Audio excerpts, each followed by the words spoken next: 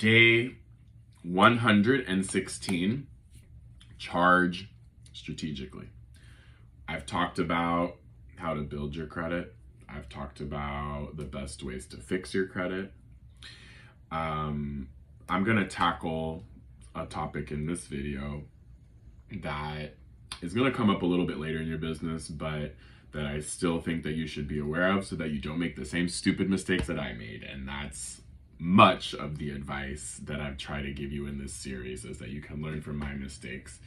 And ultimately, what's worked out for me, what hasn't worked out for me, that's what this is all about. So, I was really stupid with my first credit card. I've established that. It took me more time than it should have to fix that and to get back on the right path. But once I did that, mind you, one of the things I love most about owning a service-based business, it's why I think that, I mean, obviously I'm biased, but that's why, not only that's where my expertise is, but that's why for beginning business owners, I think it's one of the best ways to enter entrepreneurship. Very, very low barrier to entry and very minimal costs, that comes with that, the low barrier to entry.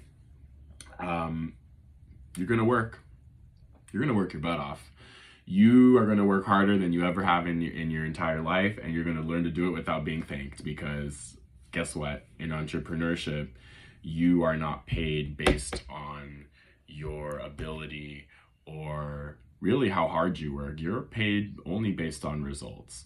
So back to charging strategically.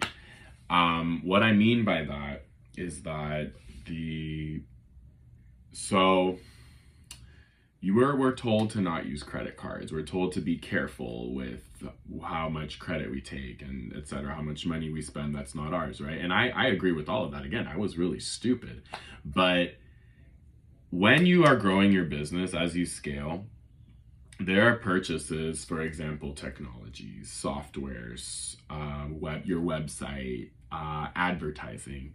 There are overhead expenses or expenses that you incur as you grow and scale, that breaking those purchases up into, giving yourself, having like a month to pay that off, or giving yourself the time to pay that off, aka putting it on a credit card, right? And then paying off that balance so you don't get charged interest on it. And here's the other thing. Let's say you do end up paying a little bit of interest, right? But that little bit of interest is still better than you having to front the cost for a year's worth of web hosting, let's say, or a year's worth of whatever kind of support that you might need. That's, really expensive for a business owner. So this is something that I really didn't realize until later on in my business, that again, you kind of need to play that game to build your credit score, and to have a higher credit score, you kind of have to use the credit card and to establish credit, etc., as a business owner.